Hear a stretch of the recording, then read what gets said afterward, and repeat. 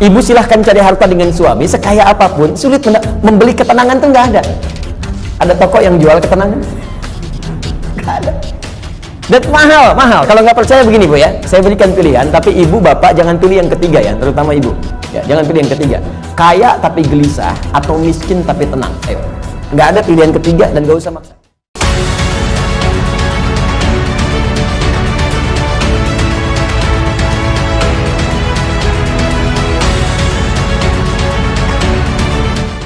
Bismillahirrahmanirrahim. Bab umuril iman.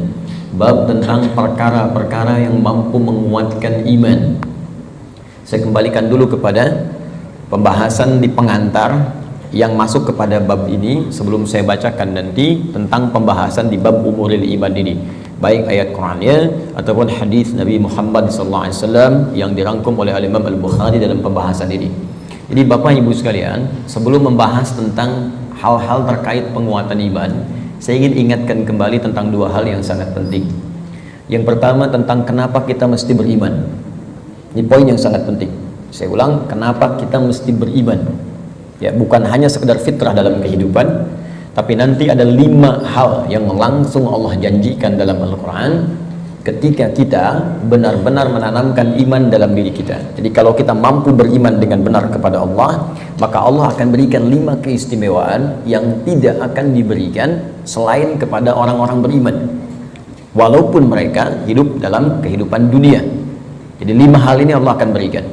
Yang pertama, ada jaminan langsung Allah berikan kepada orang-orang yang yakin tanpa ragu dengan Allah, yaitu beriman kepada Allah, bahwa ia mendapatkan kabar gembira langsung dari Allah, memiliki setengah bagian dari 2 hal yang dibutuhkan untuk masuk surga. Memiliki setengah bagian atau 1 dari 2 hal yang dibutuhkan untuk masuk surga. Saya sering istilahkan, dia telah mendapatkan dari setengah kunci surga. Dan ini berita kabar gembira dari Allah sebelum orang ini wafat, bahkan sejak hidup, dengan turunnya Quran surah kedua Al-Baqarah ayat ke-25 yang paling kanan sebelah atas di mushaf. Wa basyiril ladzina amanu wa 'amilus shalihat anna lahum jannatin tajri min tahtihal anhar. Baik kata Allah, Muhammad sallallahu alaihi wasallam, berikan kabar gembira. Baik, ada orang-orang yang aku telah siapkan surga, ragam surga untuk mereka. Dia ada jenis-jenis surga, ada surga Firdaus, ada surga Aden, kan? Nanti insya Allah saat kita dengan izin Allah diperkenankan masuk ke dalamnya, kita akan melihat ada di bagian mana di surga kita yang kita banggakan itu, dan yang kita impikan itu. Dia ada beberapa bagian-bagian surga yang akan diperoleh berdasarkan amalan-amalan kita. Yang biasa puasa masuk surga Ar-Rayyan, pintunya Ar-Rayyan, ya, pintunya. Yang biasa tahajud lewat pintu tahajud, biasa sedekah pintu sedekah. Nanti ada tingkat tertingginya, ada Firdaus, ada Aden, dan lain-lain sebagainya. Baik kata Allah, aku telah siapkan aneka ragam surga ini untuk siapa? Ada yang paling menarik. Wa basyiril ladzina amanu, berikan kabar gembira ini pertama bagi para pemilik iman. Nah, ini syarat untuk masuk surga itu ada iman. Baik ya? Ada orang punya misalnya, mohon maaf ya, sekali lagi saya ilustrasikan, dan Quran tidak akan sama dengan ilustrasi ini. Laisa kamitslihi syai'un. Tidak ada yang sama dengan Allah Subhanahu wa taala. Perhatikan kalimatnya. Misalnya begini, Anda akan datang misalnya ke istana. Ya, diundang oleh presiden misalnya atau penguasa tertentu. Maka orang ini memberi syarat. Anda boleh datang misalnya ke istana dengan catatan menggunakan pakaian yang rapi, spesifikasinya begini, pakai sepatu, jamnya jam sekian. Jelas ya? Maka ketika Anda menyalahi ketentuan itu, Anda tidak bisa masuk. Jelas? Satu itu. Yang kedua, pemilik sesuatu lebih tahu tentang ukuran dan kriteria apa, supaya kita bisa mendapatkan dari apa yang dimiliki oleh pemilik itu. Anda ingin ke istana, yang punya istana punya ketentuan. Anda nggak bisa bikin ketentuan sendiri. Jelas? Anda masuk komplek angkatan laut, maka komplek ini punya aturan yang harus diikuti. Tidak bisa Anda sendiri bikin aturan. Anda ingin ke surga, yang punya surga itu Allah. Maka Allah bikin aturan. Nggak bisa Anda bikin aturan sendiri. Kalau di rumah Anda sekarang, Anda yang punya aturan. Saya masuk ke rumah Anda, saya ikuti aturan Anda. Anda masuk ke rumah Allah, karena masjid rumah Allah, maka ikuti aturan Allah. Masuk ke rumah Anda, ucapkan Assalamualaikum. Masuk ke rumah Allah, kaki kanan masuk, ucapkan doa. Keluar kaki kiri, ucapkan doa. Ada aturannya. Sekarang kita ingin ke surga. Surga itu bukan punya kita. Surga punya Allah. Allah yang punya. maka Allah yang punya surga itu memberikan berita siapa yang bisa masuk ke situ. Kata Allah, orang yang bisa masuk ke surga adalah hamba-hambaku yang punya 2 syarat saat dia hidup di dunia. Apa syaratnya? Dan ini berita gembira. Ada orang sebelum wafat diberikan berita gembira. Kalau punya 2 hal ini, Anda berpeluang bisa memilih dari pintu mana Anda akan masuk ke surga yang Anda idamkan itu, sesuai dengan amalan-amalan yang kita kerjakan. Nah, di antara 2 ini, syarat pertamanya iman. Kata Allah, wa basyiril ladzina amanu, berikan kabar gembira pada orang yang telah punya iman. Dan kalimatnya menggunakan alladzina, disebutkan 1080 kali dalam Al-Quran. Ismun mausulun yadullu 'alal jam'il jam'iyah. Kata sambung, konjungsi, kadang menunjuk pada objek tanpa batas. Jadi bisa untuk orang dewasa, anak kecil, laki-laki, perempuan, tua, muda, ya, maaf, kaya, cukup, semua kalangan tanpa batas. Artinya, kata Allah, saya buka surga ini untuk siapapun. Nggak ada status dunia yang bisa memengaruhi seseorang masuk surga. Di surga tidak diukur dengan seberapa kayakah Anda. Hati-hati, kalau Anda mendapatkan tingkat kekayaan dan Anda merasa kaya dengan itu, belum bebas Anda, hati-hati, belum bebas Anda dengan persyaratan untuk mendapatkan surga. Belum tentu harta menjadi jaminan untuk masuk surga. Anda punya kedudukan tinggi, setinggi apapun, tapi kedudukan itu tidak otomatis menjamin Anda masuk surga. Karena syarat masuk surga bukan kedudukan. Kalau syarat masuk surga kedudukan, Firaun paling duluan masuk surga, Namrud lebih duluan masuk surga. Jelas? Baik, karena syarat masuk surga itu kaya, maka Qarun itu paling depan masuk surga. Tapi ingat, syarat surga kata Allah bukan kekayaan, bukan kedudukan. Jangan bangga dulu kalau punya kedudukan tinggi atau harta melimpah, karena itu belum jadi ukuran kebaikan di hadapan Allah Subhanahu wa taala. Kecuali nanti kedudukan atau harta itu diisi dengan iman. Iman itu yang akan menunjukkan harta dan kedudukan untuk mengerjakan amal soleh sebagai bekal ke surga. Maka golongan pertama kata Allah, saya berikan kesempatan yang luas. Baik itu tua, muda, laki, perempuan, besar, kecil, kaya, cukup, semua punya peluang ke surga. Dan itu hanya diberikan dengan satu kata saja, alladzina. Semuanya. Tapi dari semua itu, aku hanya minta 2 syarat saja. Satu, semua kalangan itu punya iman. Yakin denganku, kata Allah. Yakin tanpa ragu. Berbahagialah kalau sampai dengan siang hari ini kita diberikan nikmat iman oleh Allah Subhanahu wa taala. Itu kenikmatan luar biasa. Dan kita mendoakan saudara-saudari kita supaya mendapatkan bagian itu. Karena itu seringkali saya membuka ta'lim dengan berdoa, ya Allah, berikan hidayah kepada saudara-saudari kami, tetangga kami, kerabat kami, teman kami di kantor yang sampai hari ini belum beriman kepadamu, belum mengucapkan syahadat. Berikan kekuatan pada jiwanya untuk bersyahadat sebelum wafat. Dan alhamdulillah, Anda mungkin tetangga Anda nggak semuanya beriman. Ya, ada yang misalnya A, ada yang B, ada yang C, tahajud malam dalam sujud minta. Ya Allah, Engkau satukan kami di dunia sebagai tetangga dan pertemukan kami kembali di akhirat, ya Allah. Jangan pisahkan kami. Berikan dia hidayah. Doa itu yang tidak diketahui oleh orang yang didoakan, mungkin itu yang lebih cepat menghujam pada jiwanya. Kami di ta'lim di Bekasi itu selalu membiasakan meminta kepada Allah. Ya, setiap malam Jumat kita minta, berusaha. Alhamdulillah, hampir setiap pekan ada yang masuk Islam. Kemarin seorang ibu dengan 3 orang anaknya masuk Islam. Begitu selesai ta'lim, datang lagi 1 orang lagi, diantar oleh suaminya, dia masuk Islam lagi. Masya Allah. Jadi alhamdulillah, kita tidak tahu siapa yang mendapatkan hidayah, tapi kita bisa berdoa kepada Allah untuk memohon untuk memberikan hidayah. Satu.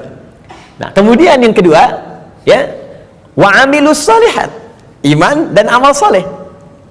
Di syarat surga itu sesungguhnya kalau diucapkan ringan, iman, amal saleh, iman, amal saleh. Tapi kalau dikerjakan itu yang butuh perjuangan. Dan ini gambaran di Quran itu indah, ya. Ini sekaligus isyarat. Wawunya ma'iyah, Pak, Bu. Ma'iyah itu sesuatu yang bersanding, nempel. Ya. Adi wa Ahmad zahaba ila masjid, misalnya Nurul Bahri. Adi wa Ahmad, Adi dan Ahmad, zahaba, keduanya pergi ila Masjid Nurul Bahri, ke Masjid Nurul Bahri. Adi dan Ahmad kalau menggunakan wa artinya dempet, nggak pisah, bersamaan, wawunya ma'iyah bareng. Ya, Allah menyampaikan wa basyiril ladzina amanu wa amilus shalihat. Syarat untuk masuk surga itu duanya bersamaan, nggak bisa berdiri salah satu. Ya, 1 iman, 2 amal soleh. Nah, kalau kita baca dengan kaidah ilmu nahwu, otomatis keduanya ini akan saling terkait, berkelin dan memengaruhi. Artinya orang yang beriman pasti beramal soleh. Artinya amal soleh itu nggak mungkin muncul kecuali dari iman. Kalau amal semua beramal, ya, yang belum beriman pun bisa beramal, tapi belum tentu disebut soleh. Ingat, ya, thayyib mungkin non muslim bisa mendapatkan thayyib, ya, khair mungkin, karena baik itu banyak di Quran. Ada khair, awas, ada thayyib, hati-hati, ada ma'ruf, ada ihsan, ada saleh. 5. Thayyib, kebaikan fisik. Ya, kalau Anda makan yang sehat, yang menyehatkan, yang dibutuhkan, itu thayyib namanya. Itu anjuran di Quran surah kedua ayat 168. Kata Allah, kalau ingin cari makan, tidak semua yang diinginkan mesti dikonsumsi. Cari yang menyehatkan untuk tubuh. Ya ayyuhan nasu kulu mimma fil ardi halalan thayyiba. Hei semua manusia, ini rumus dalam Al-Quran, universal sifatnya. Kalau Anda ingin menyebar di bumi untuk cari makan, silahkan. Kalau sudah dapat dengan cara yang halal, jangan melanggar ketentuan hukum di mana kamu tinggal. Dapat dari situ, berikan yang bermanfaat untuk tubuh. Tidak semua yang diinginkan itu harus dikonsumsi. Yang dibutuhkan itu yang didapatkan. Haus berarti butuh minuman. Yang penting minum. Nggak semua yang diinginkan harus kita minum. Alhamdulillah ada air bening, minum ya minum. Jangan menyulitkan diri sendiri pesan sesuatu yang tidak ada. Akhirnya membuang banyak tenaga dan waktu, dan membuang peluang amal baik yang mungkin kita kerjakan seketika. Sudah ada air bening, pengen jusnya, wah Masya Allah buah naga yang dari Hongkong misalnya.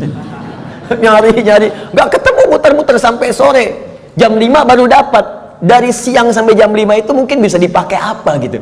Bisa tilawah, bisa baca, bisa berkreasi, macam-macam. Baik itu thayyib. Karena itu kalau Anda bertanya pada orang Arab, kaif haluk ya akhi, apa kabar? Dia katakan alhamdulillah ana thayyib, artinya dia sehat, kuat. Yang kedua, ada khair, itu sifat baik, sifatnya. Ya, jadi kadang-kadang kan ada yang fisiknya sehat, tapi kan pikirannya nggak bagus. Ya, tampilan bagus, pakai jas, pakai dasi, luar biasa gitu kan, tapi pencuri juga, ya, penipu juga. Gitu. Nah, kalau kita ingin rubah menjadi baik sifatnya, maka rubah kalimatnya menjadi khair, ya, karena ada Bang Thayyib 2 kali puasa, 2 kali lebaran nggak pulang-pulang, padahal dia sehat kan. Nah, kalau kita ingin rubah pada sifat, jadikan khair. Quran surah 3 ayat 110. Kuntum khaira ummah. Orang Islam itu pasti sifatnya baik. Kata Allah, kalian umat terbaik. Sifatnya jujur, sabar, tawadu. Ini kalau ada orang itu jujur, orang Islam tuh mesti lebih jujur. Kalau ada orang sabar, orang Islam lebih sabar.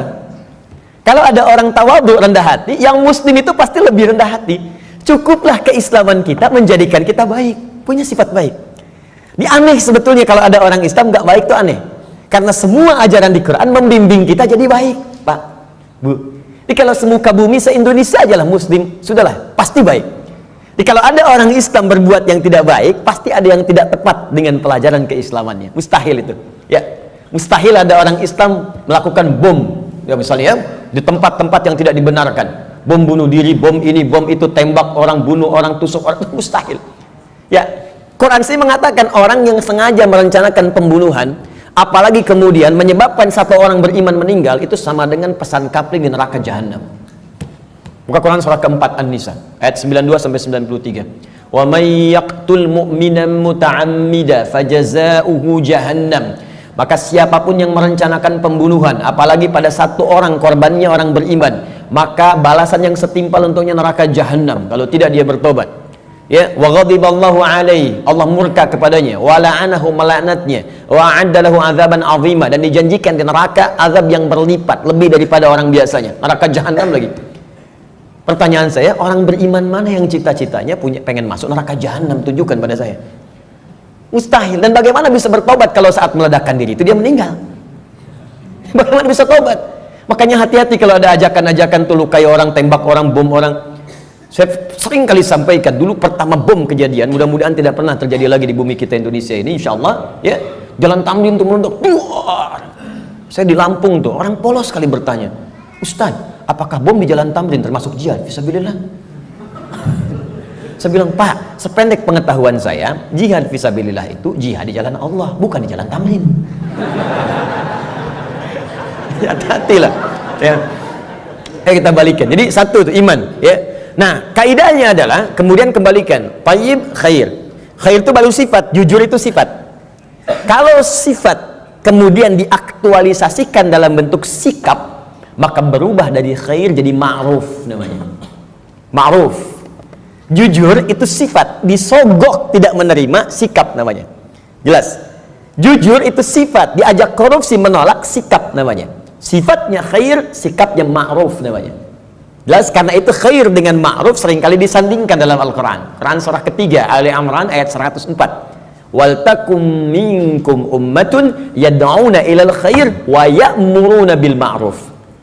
Hendaklah ada satu komunitas, kata Allah, berhimpun untuk menyebarkan sifat-sifat baik dan saling mengajak pada kebaikan. Bikin komunitas. Ingatkan, ayo baca Quran, one day one juz, one day two juz, ya. Ayo bikin komunitas, bangunin tahajud, bikin komunitas ngajak sedekah, bikin komunitas bersih-bersih di jalan, buang sampah, itu bagian dari iman. Baik ya. Kemudian Bapak Ibu, tapi ingat, untuk ma'ruf ini berbuat baik bukan hanya melekat pada orang Islam saja. Non muslim pun banyak yang baik.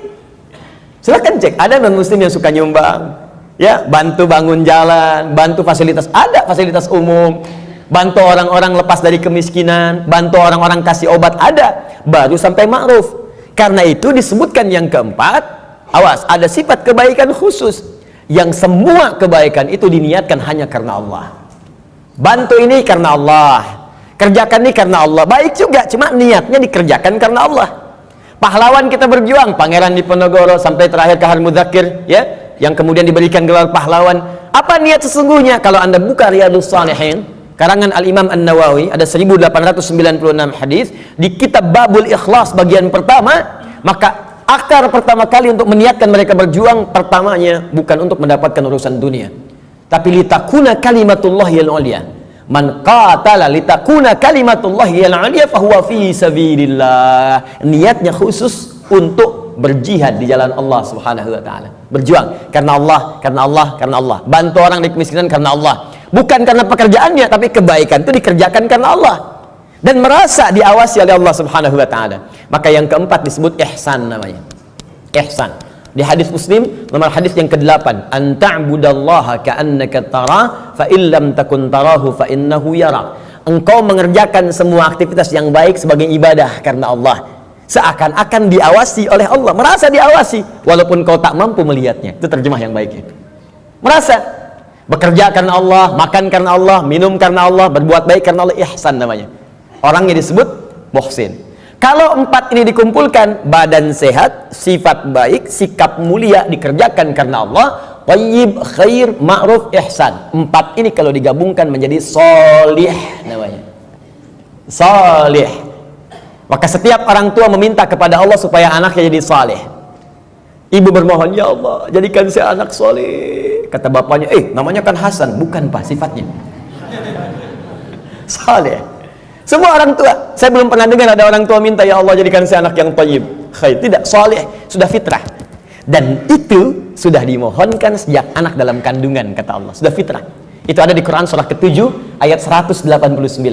Falamma taghasyaha hamalat hamlan khafifa famarrat bi. Falamma athqalat da'awallaha rabbahuma la in ataitana sholiha lanakunanna minasyakirin. Ketika suami istri berhubungan sampai kemudian istrinya mengandung, kandungan ringan sampai dengan berat, tatkala kandungan semakin berat menjelang ke persalinan, kedua orang itu, suami dan istri, mulai berdoa kepada Allah. Fitrahnya sudah minta, ya Allah, mohon jadikan anak saya nanti saat lahir jadi anak yang saleh.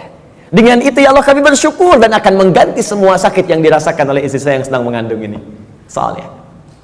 Nah, apa yang menyebabkan seseorang soleh? Terkumpul empat ini, kata Allah, kalau iman ada dalam dirinya, maka semua pekerjaan dia akan dituntun menjadi soleh. Pekerjaan disebut amal, disatukan dengan soleh menjadi amal soleh. Di iman seseorang itu otomatis akan menuntun seseorang berbuat amal soleh. Jadi kalau ada orang punya iman gak beramal soleh, dipertanyakan bagaimana kualitas iman dalam dirinya, dipertanyakan. Karena otomatis Pak, Bu, kalau ada iman, kata Allah, itu otomatis membimbing dia, mengantarkan pada amal soleh. Makanya orang punya iman itu sering diingatkan ketika akan berbuat amal yang salah. Gak percaya silahkan Pak, keluar dari sini, coba Bapak iseng-iseng pakai sendal orang lain. Ya, jangan diteruskan, iseng aja, misalnya kan, injak gitu kan. Itu pasti hatinya akan berkata, itu bukan punya kamu. Itu imannya mengingatkan. Kalau iman semakin tinggi, Anda keluar dari masjid aja, kaki kanan keluar, ditarik lagi tuh. Anda akan tarik, karena yang keluar itu kiri, masuk kanan. Ke toilet, masuk kiri, keluar kanan. Tuh. Ya, itu semakin tinggi iman, maka iman itu akan mendorong Anda berbuat amal saleh dari ujung kepala sampai ujung kaki. Makanya saya sering katakan, di dalam Al-Quran, jika kita sudah punya iman, maka semua fungsi tubuh kita akan disebutkan imannya dulu sebelum menyebutkan fungsinya.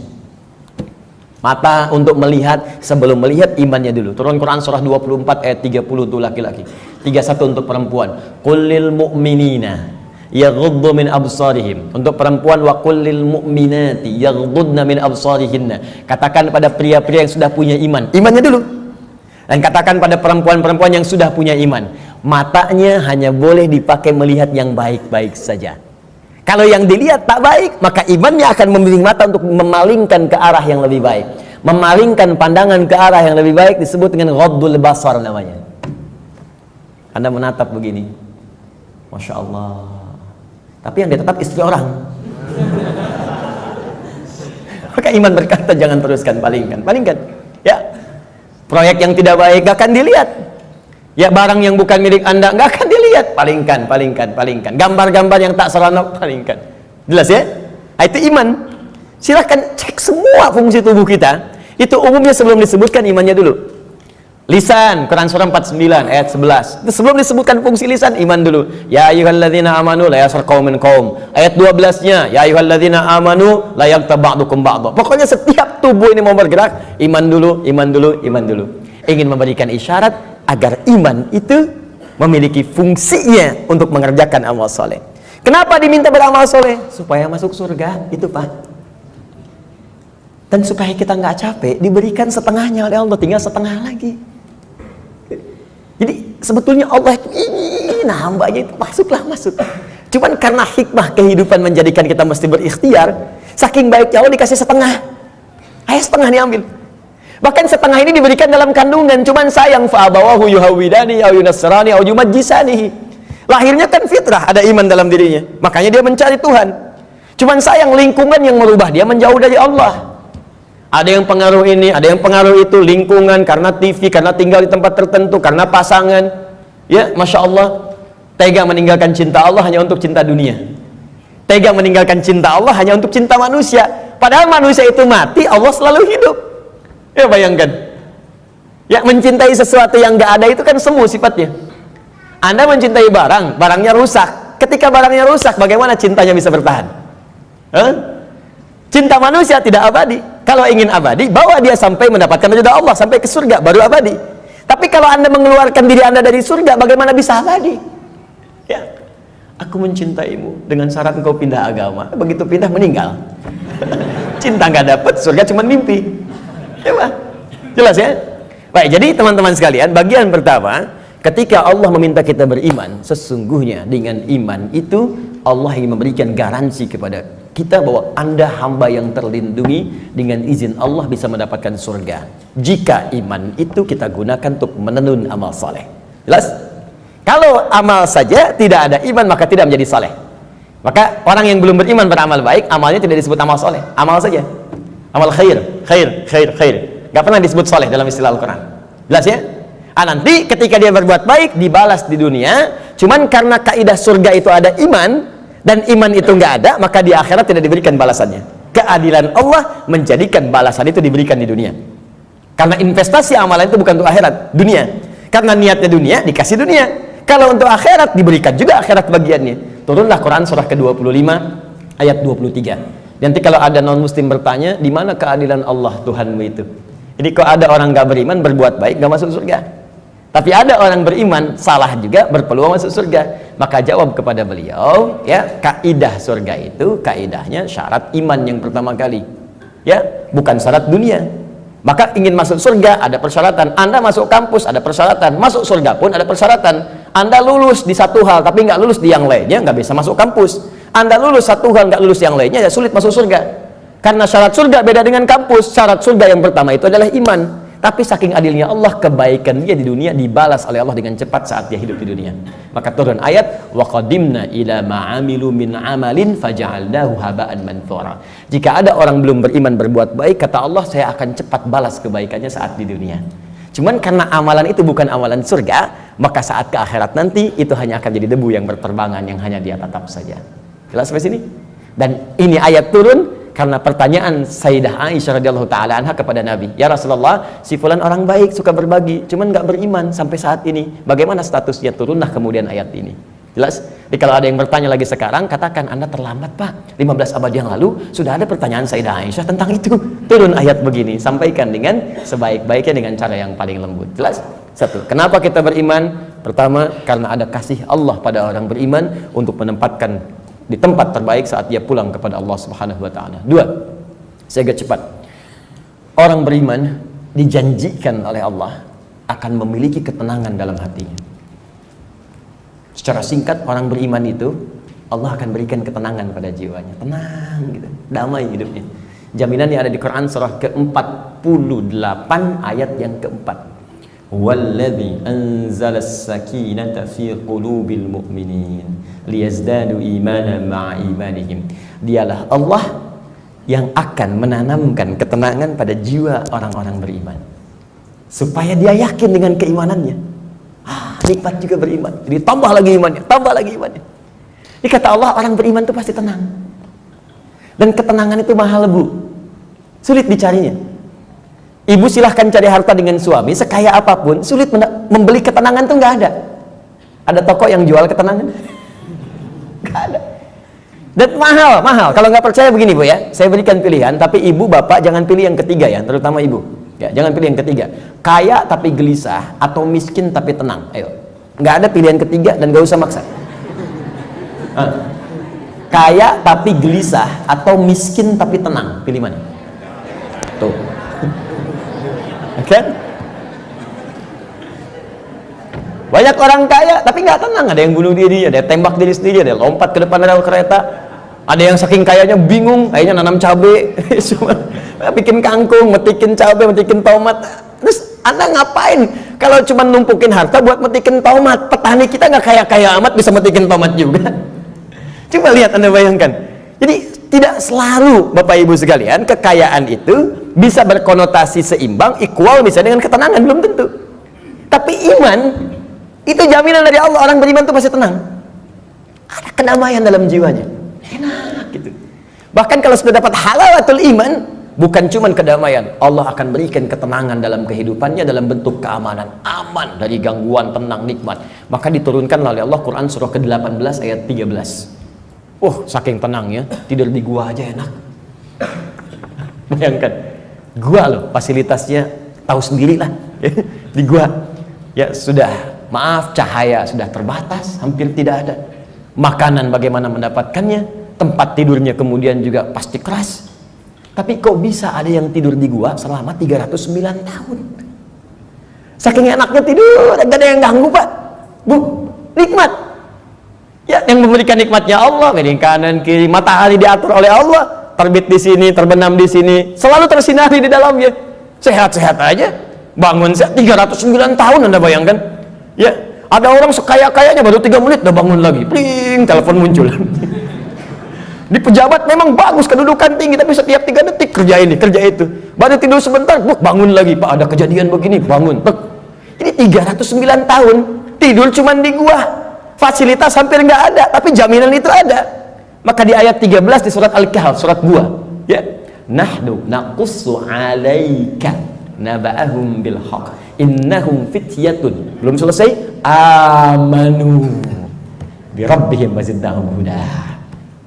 Kata Allah, kami akan kisahkan pada Anda tentang kisah yang sebenar-benarnya, tanpa dikurangi, tanpa ditambahkan. Sebenarnya hak. Jadi ada sidqun, ada hak. Kalau sidqun, mayahtamilu sidqa wal kadzib. Kadang benar, kadang tidak. Tapi kalau hak pasti benar, nggak bisa ditolak. Matahari terbit di timur, terbenam di barat, hak. Karena itu semua yang hak sumbernya hanya kepada Allah. Al-haqqu mir rabbika fala takunanna minal mumtarin. Al-Baqarah 149.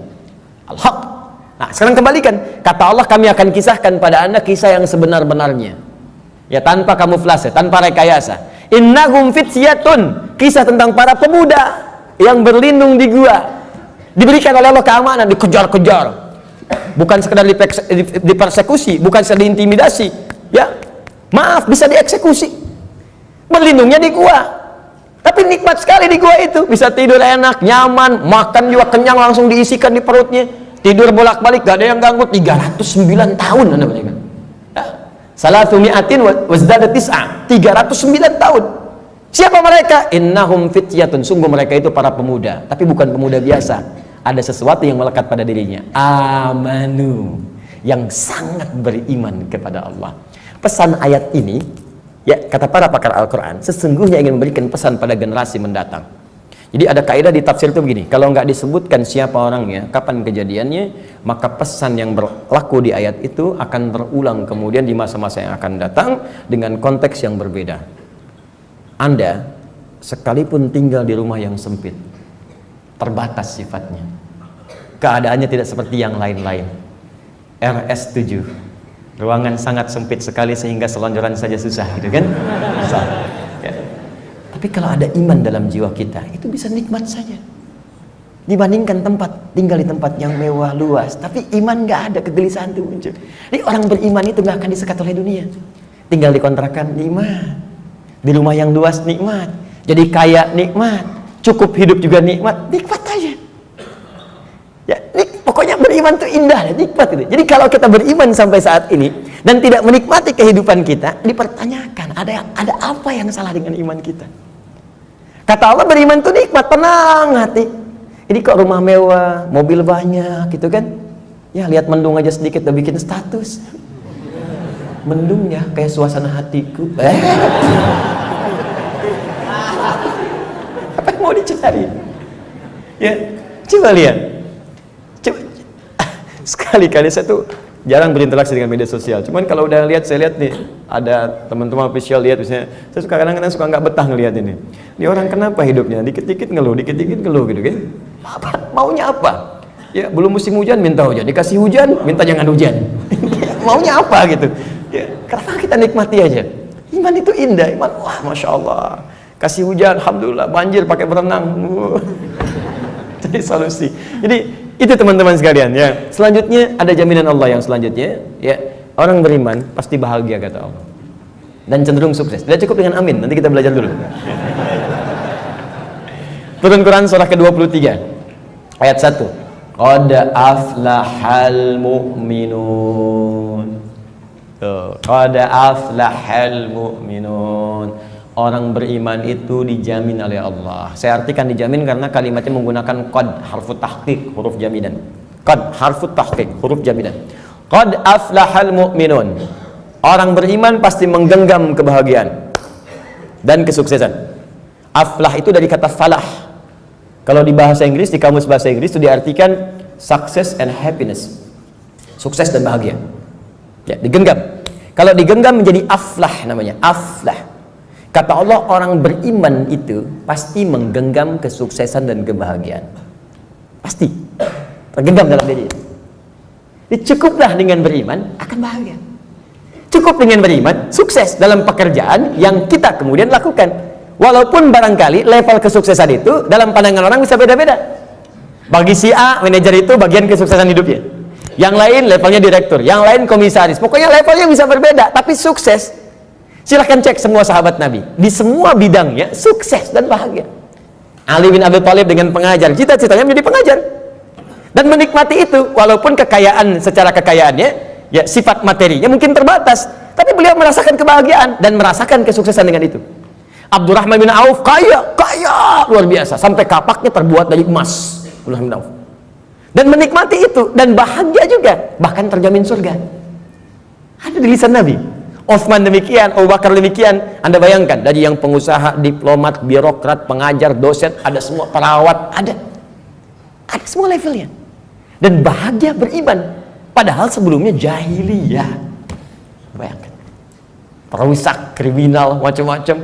Tiba-tiba turun iman, diambil iman itu dengan bimbingan Al-Quran dan petunjuk Nabi lewat sunnahnya, dipraktekkan itu dan bahagia hidupnya. Coba cek. Ini sebetulnya yang bahagia itu ungkapannya sederhana. Bahagia itu sederhana ketika iman tertanam dalam jiwa. Kalau dunia relatif, bahagia itu sederhana, cukup dengan secangkir kopi. Bagi tukang kopi, tukang teh tidak, ya kan? Bagi yang minum teh, yang minum kopi tidak. Nah, jadi teman-teman sekalian, iman. Nah, sekarang maksud saya begini, kita ingin evaluasi, kalau sampai siang hari ini, iman yang sudah Allah tanamkan di jiwa kita, belum sampai melahirkan hal-hal tadi, maaf ya, kalau bicara surga belakangan, karena itu hak prerogatif Allah Subhanahu wa Ta'ala. Kita hanya berikhtiar. Apakah iman itu sudah membuat diri kita tenang? Sudah membuat kita bahagia? Apakah iman itu sudah membimbing kita sukses dalam hidup? Dan puncaknya, apakah iman itu sudah membimbing kita beramal soleh? Jangan-jangan beriman masih salah, padahal namanya soleh, kan? Jangan-jangan beriman tapi mesti berbuat maksiat, mata bermaksiat, telinga bermaksiat, lisan bermaksiat. Ada apa yang salah? Apa yang keliru? Maka Al-Imam Al-Bukhari mengumpulkan hadis-hadis Nabi.